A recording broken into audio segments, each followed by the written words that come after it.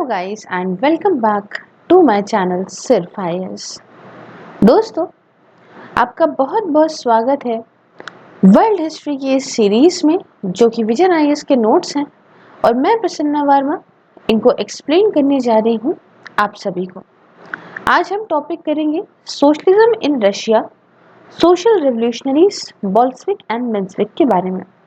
आइए शुरू करने से पहले चैनल को जरूर सब्सक्राइब करिए, बेल आइकन को जरूर प्रेस करिए ताकि आपको इस तरह की रेगुलर अपडेट्स मिलती रहें। शुरुआत में आपको कुछ चीजों के बारे में बताना जरूरी है। सबसे पहले हम जानेंगे इस सोशल रेवोल्यूशनरी पार्टी के बारे में। दोस्तों, ये ऐसी पार्टी थी जिसमें ज्यादातर जो वोटर बेस था वो था पीजेंट्स का, मतलब किसानों का। ये प्योर मार्क्सिज्म, दैट इज कि अगर ऐसा कोई भी रेवोल्यूशन जो कि वर्किंग क्लास से था उसके अगेंस्ट थी। क्यों? क्योंकि इसको ऐसा लगता था कि इस प्रकार का कोई भी रेवोल्यूशन आएगा तो इससे किसानों के जो इंटरेस्ट हैं उन्हें पीछे छोड़ दिया जाएगा और सिर्फ ये रैपिड इंडस्ट्रियलाइजेशन पे ही ध्यान देगा। दूसरी तरफ पार्टी की इच्छा थी कि एक एग्रीगेरियन इकोनॉमी हो जो कि बेस्ड हो कोऑपरेटिव से पीजेंट्स के। ये अगेंस्ट थी और ज्यादा इंडस्ट्रियलाइजेशन के, और सिंस पीजेंट्स ज्यादातर रशियन पॉपुलेशन का हिस्सा हैं, इसलिए सेकेंड रेवोल्यूशनरी पार्टी ने जीता more than twice the seats won by Bolshevik in the election जो कि हुए थे 1917 के रेवोल्यूशन के बाद। बट रेड गार्ड्स ऑफ जो बोल्शेविक की थी, इसने डिसबैंड कर दिया कॉन्स्टिट्यूएंट असेंबली को, जिसकी वजह से सिविल वॉर हो गई 1918-20 में। अब आपको कुछ बोल्शेविक वर्सेस मेंशेविक के बारे में बताते हूँ। दोस्तों, एक social Democrat labour party Russia के अंदर ये एक फादर ऑर्गेनाइजेशन थी फ्रॉम विच बोल्शेविक और मेंशेविक ओरिजिनेट हुए। दोनों ही ये फैक्शंस जो इसके टुकड़े थे, ये अपनी अपनी तरीके से इन्होंने अपनी एक पार्टी बनाई which was Marxist in outlook. Elections के टाइम पे during the elections to the editorial board of a newspaper जिसे रन करा जा रहा था पार्टी के द्वारा, यहाँ पे स्प्लिट हुआ between the Bolshevik and the Menshevik. समझ रहे हैं ना, ये कहाँ से निकली है? सोशल डेमोक्रेट लेबर पार्टी से। अब बोल्शेविक का मतलब होता है मेजॉरिटी, इसका मतलब होता है मेजॉरिटी, और मेंशेविक का मतलब होता है माइनॉरिटी। इसको आप एम से माइनॉरिटी के तौर पे याद रख सकते हैं। रशिया की लैंग्वेजेस में इसको बोलते हैं, बोल्शेविक को बोलते हैं मेजॉरिटी और मेंशेविक को बोलते हैं माइनॉरिटी।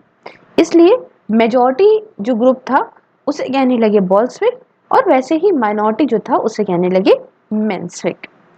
अब जो है यहाँ पे एक नाम है बड़ा फेमस, लेनिन। लेनिन जो थे वो लीडर थे बोल्शेविक के। थोड़ा सा अगर मैं डिफरेंस बताने की कोशिश करती हूँ तो यहाँ पे आप ये समझिएगा कि बोल्शेविक ये कहते थे कि पार्टी जो है वो पार्टी जो काम करे वो ना सिर्फ इंडस्ट्रियल वर्कर्स के लिए करे बट साथ में पीजेंट्स के लिए भी करे, ताकि ये भी इन्वॉल्व हो इन द रेवोल्यूशनरी एक्टिविटी। वही जगह अगर मेंशेविक की बात करूं तो इनका काफ़ी लिटिल फेथ था, काफ़ी कम फेथ था पीजेंट्स के अंदर जो कि कोऑपरेट करे इन द रेवोल्यूशनरी एक्टिविटी। क्यों? क्योंकि पीजेंट्स ज़्यादातर जो है वो कंजर्वेटिव ग्रुप के थे रशियन सोसाइटी में। इसलिए Menshevik were more strict followers of Marxism in terms of purely proletariat revolution, he working class का रेवोल्यूशन को लेकर। दूसरा डिफरेंस ये था कि बोल्शेविक का ये मानना था कि पार्टी जो है वो should be a small discipline group, छोटा सा हो, मतलब इसमें एक डिसिप्लिन ग्रुप हो, कुछ प्रोफेशनल रेवोल्यूशनरीज का जो काम करें फुल टाइम एक रेवोल्यूशन को लाने में। This should be the major criteria for membership in respective of applicants being from working class या फिर पीजेंट्स। वही जगह मेंशेविक का ये चाहता था कि एक बड़ी पार्टी हो जिसमें मेंबरशिप ओपन हो उन सभी लोगों के लिए जो चाहते हैं ज्वाइन करना, चाहे कोई भी respective of the time members can devote, है ना, नो मैटर कितना टाइम वो देते हैं, बस वो आए और लेवल उनकी जो कमिटमेंट का है एक्टिविटीज़ का ऑर्गेनाइजेशन को लेके, ठीक है, उस हिसाब से यहाँ पे चीज़ों को हो और ये बड़ी पार्टी हो जिसमें मेंबरशिप सबके लिए हो। और लास्ट में डिफरेंस ये था कि जो बोल्शेविक थे ये चाहते थे कि इमीडिएट स्टार्ट हो जाए रेवोल्यूशन का, क्रांति लेकर आना चाहते थे। वही जगह अगर मैं मेंसविक की बात करूं तो इनका ये मानना था कि रेवोल्यूशन तब तक नहीं हो सकता जब तक के लिए रशिया पूरी तरह से इंडस्ट्रियलाइज ना हो और वर्कर्स जो कि है वो बिग मेजॉरिटी में ना हो, पीजेंट से ज़्यादा ना हो। ये इसलिए क्योंकि ये एक्सपेक्ट नहीं करते थे कि इनको कोई भी तरह का सपोर्ट पीजेंट्स देंगे। कहानी आगे बढ़ती है और अब मौका आता है रशियन रेवोल्यूशन का। दोस्तों, द टिजार या सिजार, इसका मतलब होता है emperor of the Roman of dynasty, a dynasty of slaves. अब देखिए सिचुएशन अर्ली 1900s में क्या थी, पहले आपको वो बताती हूँ। दोस्तों, रशिया को रूल करा जा रहा था निकोलस टू के द्वारा, जो कि एक ऑटोक्रेट रूलर था, अपनी चलाता था। और ये एक वन मैन रूल था जिसमें सिजार जो है इनमें हाई डिसिप्लिनरी पावर्स थी विदाउट एनी रिस्पॉन्सिबिलिटी, मतलब जो एम्परर था उसी के पास सारी ही अपनी डिस्क्रिशनरी पावर थी, मतलब जो चाहता था वो करता था और उसकी कोई भी रिस्पॉन्सिबिलिटी पार्लियामेंट को लेके नहीं थी। रादर यहाँ पे कोई पार्लियामेंट ही नहीं था, है ना, रशिया के अंदर। Rather there was no parliament in the Russia. उसके बाद दूसरी बात आती है पब्लिक ग्रीवियंसेस की। दोस्तों, रूल जो था इस निकोलस टू का वो रिसेंट करा गया ज़्यादातर जनता के द्वारा, एंड यहाँ पे काफ़ी हाई पब्लिक डिससेटिस्फैक्शन था, इसको लोग पसंद नहीं कर रहे थे। और वर्किंग कंडीशन फैक्ट्रीज के अंदर काफ़ी ख़राब थी, इसलिए वर्कर्स की जो कंडीशन थी ज़िंदगी बिल्कुल बेकार थी। सेम तरह से जो पीजेंट्स भी थे उनके ऊपर भी बहुत स्ट्रेस था। और ऑल्दो सर्वडम की तो ख़त्म हो चुका था 1861 में अलेक्जेंडर के द्वारा, but after the freed of serve, जब ये सर्फ आज़ाद हो गए, ये काफ़ी बहुत कर्जे में थे और ये बहुत ज़्यादा गरीबी में रह रहे थे। ये इसलिए क्योंकि इनको बहुत सारा रिडेम्पशन पे करना था, जो कि एक एनुअल पेमेंट थी जो पीजेंट सर्फ के लिए तय करी गई थी कि इन्हें सरकार को देना है अपनी आज़ादी के लिए। और लैंड जो ये इनको मिली है आफ्टर द अबोल्यूशन ऑफ सर्वडम इन 1861, इन सब के लिए कुछ पैसा इनको देना पड़ेगा, इसलिए ये बेचारे बहुत कर्जे में थे। यहाँ पे कोई भी फ्रीडम ऑफ प्रेस नहीं था और freedom of speech and expression भी नहीं था। इकोनॉमिक ग्रोथ भी बहुत पीछे चल रही थी, इसलिए लोग जो थे वो इच्छा चाहते थे कि कुछ एक बदलाव हो, एक रिप्रेजेंटेटिव फॉर्म ऑफ गवर्नमेंट आए, मतलब डेमोक्रेसी आए रशिया के अंदर, जिसमें लोगों का कुछ तो भाई रोल हो। कहानी और आगे बढ़ती है और 1905 का रेवोल्यूशन आता है। दोस्तों, लोगों को इतना परेशान होने की वजह से बहुत पीक पे पहुंच गई चीज़ें 1905 तक, इसलिए क्योंकि रूसो जापानीज वॉर हुई और इसकी वजह से और ज़्यादा रशियन इकोनॉमी टूटी। साथ में जो हार हुई वॉर के अंदर, इसकी वजह से कोई भी तरह का पब्लिक कॉन्फिडेंस खत्म हो गया इस सिजारिस डिजाइन में, इस एम्परर के अंदर विश्वास में। और पब्लिक ने रिस्पॉन्स करा with the general strike and attempt करा एक रेवोल्यूशन, ताकि इस एम्परर को, इस सिजार को उठा के फेंक दें और डेमोक्रेसी को इस्टेब्लिश कर लें। रेवोल्यूशन दोस्तों 1905 का ये फेल हो गया। इसके कुछ रीजंस थे, जैसे कि पहला रीजन कि आर्मी जो है वो लॉयल रही थी एम्परर से। दूसरी बात, वही एम्परर सिजार ने कंसेशंस कर दिए थे in time in form of October manifesto 1905 में। यूनिटी नहीं थी ओपोनेंट्स के साथ में। और जो लैक था, कमी थी सेंट्रल लीडरशिप की among the revolutionaries, as movement बहुत ज़्यादा उड़ गया था स्पॉन्टेनियसली, बिना किसी प्लान के और लीडर के। फिर आई बात अक्टूबर मैनिफेस्टो 1905 की, जिसके बारे में मैंने आपको बताया। दोस्तों, कंसेशन किए गए सिजार के द्वारा इसे फॉर्म ऑफ प्रॉमिस के तौर पे जिसे नाम दिया अक्टूबर मैनिफेस्टो। इसमें यह कहा कि एम्परर फ्यूचर में क्या चाहता है, जैसे कि एम्परर ने प्रॉमिस करा कि हम एक इलेक्टेड पार्लियामेंट बनाएंगे जिसको नाम देंगे डूमा रशिया के अंदर। इन्होंने ये भी प्रॉमिस करा कि हम वर्कर्स को ज़्यादा पैसा भी देंगे, वर्किंग कंडीशन में फैक्ट्रीज में और इम्प्रूवमेंट लेकर आएंगे। तीसरी बात, इन्होंने प्रॉमिस करा कि हम जो रिडम्पशन है पेमेंट्स का, फॉर्मर सर्फ जो पैसा लौटा रहे हैं जिनकी वजह से दिक्कत है, उसको कैंसिल कर देंगे। चौथा प्रॉमिस ये करा कि अब और आज़ादी देंगे प्रेस को। और लास्ट में इन्होंने प्रॉमिस करा कि एक जेन्युइन डेमोक्रेसी होगी जहाँ पे एक इम्पोर्टेंट रोल होगा डूमा का, मतलब पार्लियामेंट का, in the government of the country. आगे आता है बात implementation of the October manifesto. देखिए, सिजार ने कोई डूमा नहीं सेटअप किया और रिडम्पशन पेमेंट्स का उसे तो अबॉलिश करा, आई एम रियली सॉरी, सिजार ने डूमा को, वही पार्लियामेंट को सेटअप किया, साथ में रिडम्पशन पेमेंट का जो था वो भी खत्म कर दिया। बट इसने अपना प्रॉमिस जो है वो पूरा नहीं करे। बहुत सारे प्रोमिसेस जो इसने अक्टूबर मैनिफेस्टो में किए थे, बहुत सारे प्रोमिसेस को पूरा नहीं भी किया। डिमांड्स और व्यूज डूमा की फॉर रिफॉर्म्स ये इग्नोर कर दी गई। पहले जो फर्स्ट टू ड्यूमास थे वह इनको डिसबैंड कर दिया गया सिजार के ट्रूप्स के द्वारा। थर्ड और फोर्थ डूमा कंप्लीट करते हैं अपने 5 ईयर टर्म को ओनली बिकॉज ये कॉन्स्टिट्यूट करे गए थे उन मेंबर्स के द्वारा जो कि प्रो सिजार थे। यहाँ पे ये ऐसा इसलिए था क्योंकि सिजार had changed the voting system, इन्होंने वोटिंग सिस्टम को चेंज कर दिया था आफ्टर डिसबैंडिंग द सेकेंड डूमा। नया वोटिंग सिस्टम जो है वो पीजेंट्स को दबा रहा था, अर्बन वर्कर्स को दबा रहा था, उनके राइट्स को दबा रहा था, राइट टू वोट को दबा रहा था, जिसकी वजह से क्या हुआ कि इलेक्शन हुआ कंजर्वेटिव मेंबर्स का फ्रॉम अरिस्टोक्रेटिक जो कि प्रो सिजार थे, मतलब जो सिजार के साइड थे, जो एम्परर की साइड थे, तो ऑब्वियस सी बात है कि उनको तो आगे बढ़ाएंगे ही एम्परर। फिर आती है बात 1917 के रेवोल्यूशंस की। दोस्तों 1917 में यहाँ पे 2 रेवोल्यूशंस हुए रशिया के अंदर। एक हुआ फरवरी का रेवोल्यूशन और एक हुआ अक्टूबर में रेवोल्यूशन। फरवरी में जो रेवोल्यूशन हुआ इसकी वजह से सिजार का रूल जो है वो खत्म हो गया, एंड हो गया, और इस्टेब्लिश हुई एक प्रोविजनल गवर्नमेंट, है ना, स्टेट की गवर्नमेंट टाइप्स।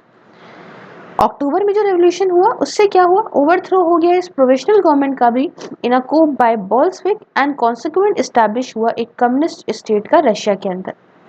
फिर आई बात फरवरी रेवोल्यूशन की 1917 के। दोस्तों एक नॉन इम्प्लीमेंटेशन जो अक्टूबर मैनिफेस्टो का था, यही एक रीजन था इस रेवोल्यूशन का। साथ में ये भी इम्पोर्टेंट है एड्रेस करना कोई 2 सवालों को यहाँ पे। पहली बात कि क्यों आखिरकार ये रेवोल्यूशन अगेंस्ट सिजार था, against czar was a revolution by peasants and workers, और दूसरा कि why there was no revolution immediately after 1905 revolution, जब सिजार डिड नॉट अर्नलेसली जिन्होंने इम्प्लीमेंट करे थे अपने प्रोमिसेस को अक्टूबर मैनिफेस्टो के बाद। तो आखिरकार 2 सवाल ये उठते हैं कि उस समय तुरंत क्यों नहीं हुआ ये चीज, ठीक है ना, पहला सवाल। दूसरा सवाल तो ये होता है, और पहला सवाल तो ये होता है कि भाई क्यों आखिरकार रेवोल्यूशन अगेंस्ट सिजार था, against czar was a revolution by, मतलब जो एम्परर के खिलाफ जो रेवोल्यूशन हो रहा था वो क्यों आखिरकार पीजेंट्स और वर्कर्स के द्वारा था। चलिए आगे आते हैं और चीज़ों को समझते हैं। पहला सवाल देखते हैं कि क्यों आखिरकार जो रेवोल्यूशन हुआ अगेंस्ट द एम्परर, ये रेवोल्यूशन था by the peasants and workers. देखिए पहली चीज़ तो ये जो फर्स्ट डूमा रहा था, उसे जो बनाया गया था 1906 में, इलेक्शंस इन द इलेक्शन सारी क्लासेस के पास राइट टू वोट था, बट इलेक्शंस काफ़ी रिग्ड थे, जिसकी वजह से ज़्यादातर मेजॉरिटी ऑफ लैंड ओनर्स और मिडिल क्लास थे इस डूमा के अंदर। येट फर्स्ट डूमा ने कोशिश करी कि वो अपनी डिमांड्स को जनता की सामने रखे, और इसकी डिमांड जो सिदार के सामने थी वो थी कि एक तो हो लैंड रीडिस्ट्रीब्यूशन, दूसरा एक जेन्युइन डेमोक्रेसी आए, तीसरा राइट टू स्ट्राइक मिले वर्कर्स को, चौथा यहाँ पे डेथ पेनाल्टी को अबॉलिश किया जाए, और पांचवा कि पावर हो डूमा को अप्रूव करने के लिए सिजार के मिनिस्टर्स को। जल्द ही ऐसी डिमांड्स रहेंगी तो फर्स्ट डूमा ऑब्वियस सी बात है कि डिसबैंड हो जाए, डिसबैंड कर दिया गया, और सेकेंड डूमा 1907 में उसका भी सिमिलर फेथ रहा था।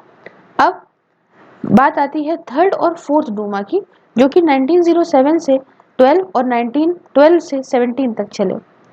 इनके पास कोई पावर नहीं थी एंड ये कंजर्वेटिव थे, कोई राइट टू वोट नहीं था, इंटरेस्ट वर्कर्स और पीजेंट्स के एकदम नेग्लेक्ट कर दिए गए, एंड इसलिए revolution was led not by the middle class but by peasants and workers. Also जो सिजार है इन्होंने कंट्रोल किया सीक्रेट पुलिस को और अपॉइंटमेंट को मिनिस्टर्स के, एंड दस ये पावरफुल रहे आगे तक भी। दूसरा सवाल अगर मैं आपको बताऊं तो दूसरा सवाल कहता है कि वही वाला जो 2 सवाल थे ना, तो दूसरा सवाल ये कहता है कि why there was no revolution after October manifesto, है ना, कि जब अक्टूबर का मैनिफेस्टो उन्होंने पूरा नहीं करा तो आखिरकार तुरंत क्यों नहीं हुआ रेवोल्यूशन। आइए इसको भी समझाती हूँ।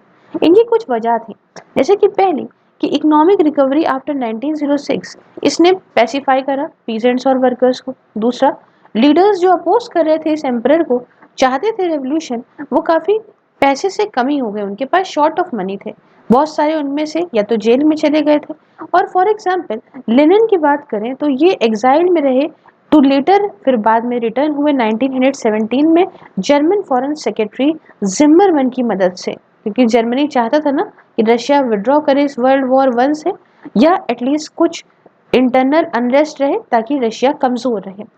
तीसरी वजह ये थी कि सिजार के जो प्राइम मिनिस्टर थे स्टोलिपिन, इन्होंने इंट्रोड्यूस करा कुछ रिफॉर्म्स को, जैसे कि इन्होंने कोशिश करी कि हम पीजेंट का सपोर्ट पालें, एज रिडम्पशन पेमेंट्स को अबॉलिश कर दिया गया था। दूसरा, लैंड रिफॉर्म्स को इंट्रोड्यूस करा गया, पीजेंट्स को इनकरेज करा गया कि अपनी खुद की ज़मीन आप खरीदिए। फॉर एग्जांपल, पीजेंट्स को ये इनकरेज करा गया कि आप माइग्रेट करिए सर्बिया में, जहाँ पे बाय कर सकते हैं, खरीद सकते हैं अनकल्टिवेटेड ज़मीन को काफ़ी सस्ते दामों में। बट इसकी वजह से क्या हुआ, एक नया क्लास, एक अमीर किसानों का, एक वेल्दी पीजेंट्स का, या इन्हें बोलते हैं कुलाक्स का, जो है उभर के आया, जो कि प्रो गवर्नमेंट था। तीसरा, इन्होंने कोशिश करी कि हम वर्कर का सपोर्ट जीते, इंस्पेक्टर्स को डिप्लॉय करा ताकि वर्किंग कंडीशंस को फैक्ट्रीज में इम्प्रूव किया जा सके। और ग्रेटर इंडस्ट्रियल ग्रोथ हुई आफ्टर 1906, इनको अलाउ करा गया कैपिटलिस्ट को कि वो अपने वेजेस वर्कर्स की बढ़ा सके। 1912 में सिकनेस और एक्सीडेंट इंश्योरेंस स्कीम को भी लाया गया। और एक बात यह है कि ऑपोजिशन लीडर्स के बीच में एकता नहीं थी, यूनिटी नहीं थी। बोल्शविक और मेंशविक ये अपने इश्यूज को लेके काफी अलग थे। मेंशविक ये चाहते नहीं थे इमीडिएट रेवोल्यूशन को, unless and until Russian economy वो फुल्ली इंडस्ट्रियलाइज हो जाए, एंड इसलिए अनलेस वर्कर्स एक मेजॉरिटी ऑफ पॉपुलेशन की बनाते हैं, है ना।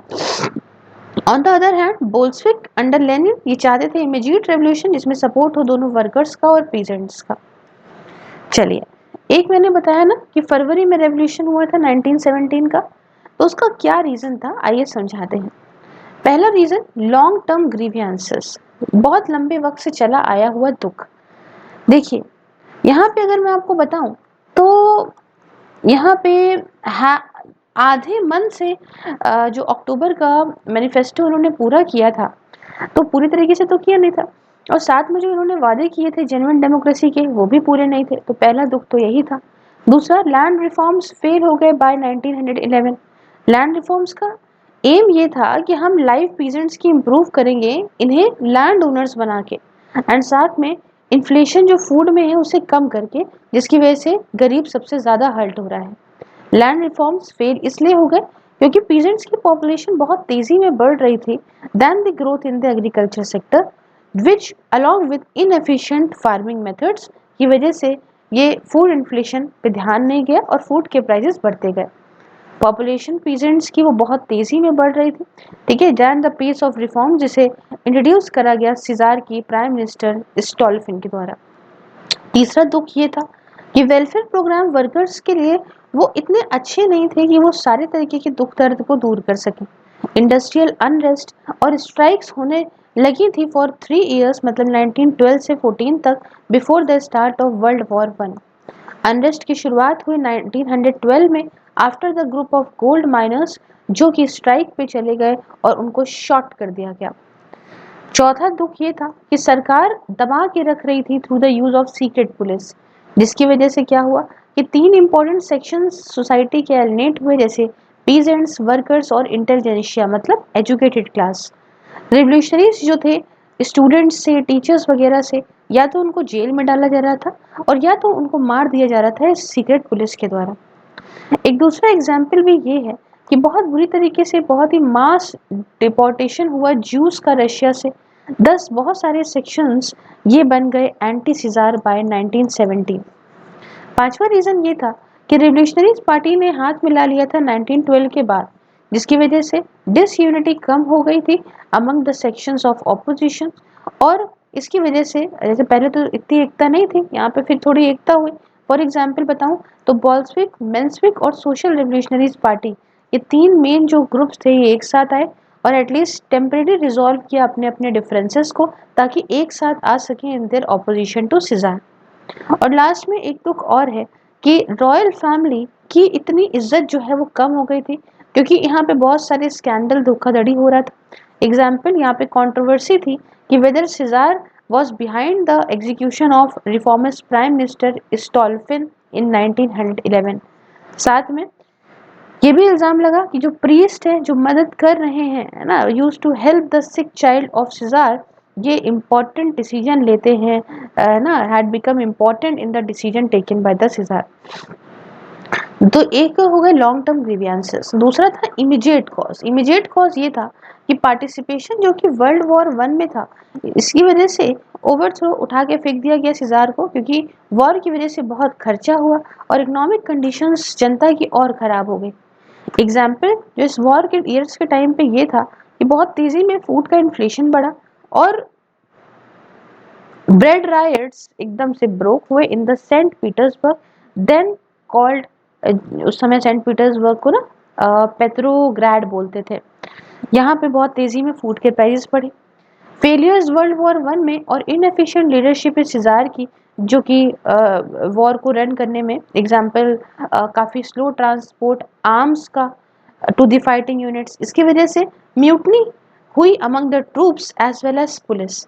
Thus, in the contrast to 1905 revolution, in 1917 army और पुलिस वो लॉयल नहीं रह गए अब एम्परर को। उसके साथ फरवरी का जो रेवोल्यूशन था वो काफ़ी स्पॉन्टेनियस आउटबर्स्ट था।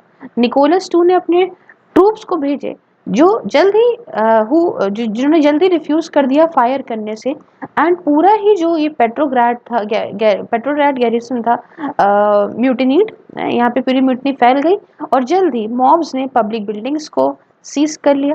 जो फोर्थ डोम था, फोर्थ डोम ने एडवाइस करा सिजार को कि आप एक कॉन्स्टिट्यूशनल मोनार्की बनाइए, बट इन्होंने रिफ्यूज कर दिया और सेंड इवन मोर ट्रूप्स, जो कि फेल कर गए डिस्पेल करने में इस मॉब्स को, है ना, जनता ने सब पकड़ लिया। उसके अलावा सीनियर आर्मी जनरल्स ने फिर कोशिश करी कि हम निकोलस टू को कन्विंस कर लें कि भैया आप अपना थ्रोन छोड़िए और जो मोनार्की उसे सेव करिए। निकोलस टू ने अग्री कर दिया, बट नेक्स्ट जो आए सिजार के जो भाई आए एम्परर के, नेक्स्ट हेयर कौन हो रहा था, सिजार का भाई, उसने रिफ्यूज कर दिया यहाँ पे थ्रोन को, और इसलिए यहाँ पे रोमनो डायनेस्टी रूल खत्म हो गया because of the poor transition plan. जो फरवरी का रेवोल्यूशन था ये काफ़ी स्पॉन्टेनियस आउटबर्स्ट था, and privilege class that is Duma members, industrialist जो अरिस्टोक्रेसी थी और सीनियर आर्मी जनरल्स थे, ये सिजार के अगेंस्ट हो गए ताकि अपनी खुद की खाल बचा सके। फिर रही बात अक्टूबर के रेवोल्यूशन की, जो दूसरा हुआ 1917 में। प्रोविजनल गवर्नमेंट का जो फेलियर था उसकी वजह से अक्टूबर का रेवोल्यूशन हुआ, जहां पे Bolshevik did a coup and इन्होंने सरकार को उठा के बाहर फेंक दिया। यहाँ पे कुछ फेलियर्स थे इस प्रोविजनल सरकार के, जो कि बनाई गई थी अंडर द केरेंस्की। आइए आपको बताते हैं। पहली चीज तो इन्होंने रशिया को यहाँ से पीछे नहीं कराया फ्रॉम द वर्ल्ड वॉर 1, और जो मोरल था आर्मी का वो इतना कम था because of the losses in the different battles. भाई हर जगह पे हार रखा है तो ऑब्वियस सी बात है कि मोरल कम ही होगा आर्मी का। दूसरी वजह ये थी कि इन्होंने दो इंपॉर्टेंट अपने वादों को लैंड डिस्ट्रीब्यूशन के और इमीडिएट इलेक्शंस के फॉर कॉन्स्टिट्यूएंट असेंबली पूरा नहीं किया था, जो एक नया कॉन्स्टिट्यूशन बना था। बोल्शेविक ने यूज करा इन सारे दुख दर्द को पीजेंट्स के बीच में, ये जो रीडिस्ट्रीब्यूशन के में देर हो रही थी उसको लेके, ताकि अपना सपोर्ट बेस और बढ़ा सकें। एक प्रोग्राम के माध्यम से इन्होंने एक काम किया for forceful land eviction of kulaks. सरकार ने आर्ग्यू करा कि elections could not be held because nation, तो वॉर हो रही है नेशन की। तो तीसरी वजह ये थी कि जो सोवियत का अगर हम rise of soviet degraded the authority of the government, soviet propped up in all cities. Soviet ये एक नाम दिया गया था इलेक्शन कमेटी को, सोल्जर्स की और वर्कर्स की, जिसे बनाया गया था सिटी गवर्नेंस के लिए। Petrograd soldiers soviet that govern Petrograd after February 1917। इसने कहा पेट्रोग्राड सोल्जर्स से कि आप तभी ओबे करोगे, है ना, सोवियत को, एंड सरकार को नहीं ओबे करोगे, आप सोवियत को ओबे करोगे। 10 एक प्रोविजनल गवर्नमेंट अब अपना आर्मी का सपोर्ट भी लूज करने लगी थी। इसके अलावा जर्मनी ने मदद करी थी लेनिन की, है ना, लेनिन को वापस आने में फ्रॉम एग्जाइल इन स्विट्जरलैंड। और अप्रैल 1917 में लेनिन इन अप्रैल थीसिस ने डिमांड करी कि सारी पावर जो है वो be vested in the soviets, that there be no support to the provisional government and Russia immediately withdraw कर ले from the world war one. इसके अलावा अगर हम देखें, कॉर्निलोव अफेयर रहा। ये कॉर्निलोव एक आर्मी जनरल थे। इन्होंने डिसाइड करा कि हम ट्रूप्स को भेजेंगे against the Soviet, but Petrograd troops और बहुत सारे ट्रूप्स जो कि आपके कॉर्निलोव के थे भी, ये सब भाई म्यूटनी करने लगे, है ना। और इसके बाद जो पब्लिक ओपिनियन थी वो अगेंस्ट हो गई इस पार्टिसिपेशन को लेके वर्ल्ड वॉर वन के, और फेवर में हो गई सोवियत्स के।